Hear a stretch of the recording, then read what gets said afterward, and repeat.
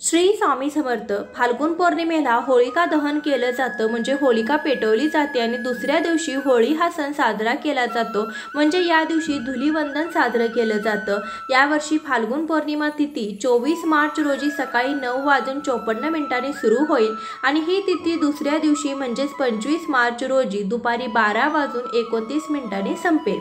होलिका दहन हे 24 मार्चला करण्यात येईल। होलिका दहनाचा शुभ मुहूर्त हा 11:13 पासून ते 12:27 पर्यंत आहे, तर रात्रीच्या 11:13 पासून ते 12:27 पर्यंत या एकूण 1 तास 14 मिनिटा वेळामध्ये तुम्ही होलिका दहन करू शकता। या दिवशी होळी पेटवण्यात येते आणि होळीमध्ये बऱ्याचशा वस्तू अर्पण केल्या जातात। होळीच्या दिवशी केलेल्या उपायांमुळे व्यक्तीच्या जीवनातील समस्या सुटतात। तुमच्याही कौटुंबिक जीवनात काही अडचणी असतील तर ही माहिती तुमच्यासाठी अत्यंत माहितीपूर्ण आहे, अत्यंत उपयोगी ठरणार आहे, कारण की होळीच्या दिवशी केलेले उपाय हे खूप प्रभावी ठरतात आणि या उपायाने जीवनातील संकटे दूर होतात।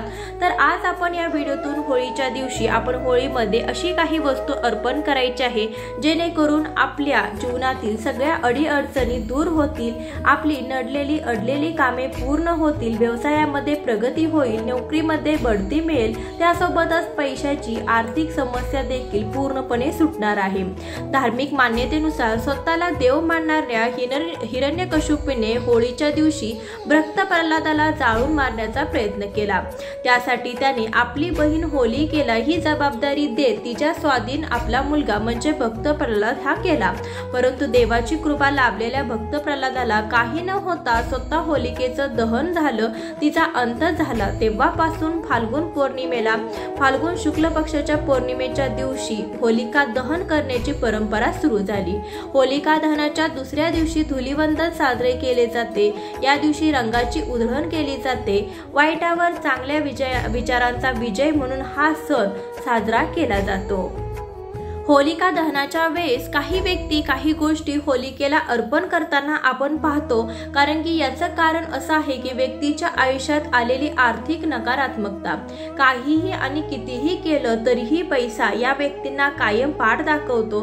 त्यामुळेच होलिका दहनाच्या वेळेस काही उपाय शास्त्रात सांगण्यात आले आहेत। हे उपाय केल्याने माता लक्ष्मी प्रसन्न होते आणि घरामध्ये समृद्धी नांदू लागते।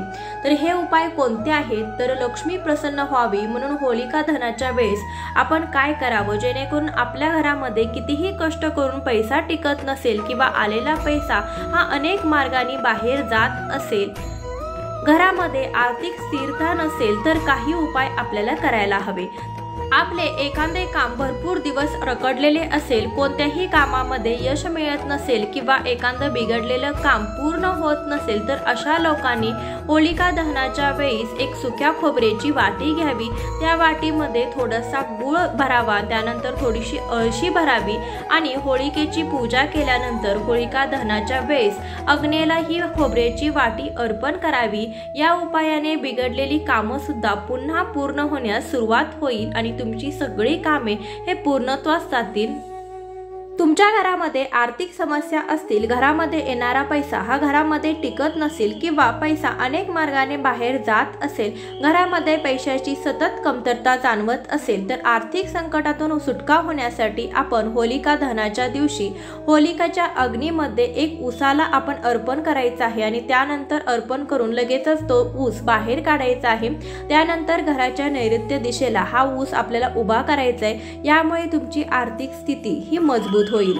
तर बऱ्याच जणांच्या व्यवसायामध्ये अनेक अडथळे येतात किंवा व्यवसाय हा ठप्प पडतो, व्यवसायामध्ये प्रगती होत नाही, तर अशा लोकांनी होलिका दहनाच्या वेळेस गव्हाच्या 3 लोंब्या आणि जवसाच्या 6 लोंब्या घेऊन या अग्नीत थोड्याशा जाळाव्या।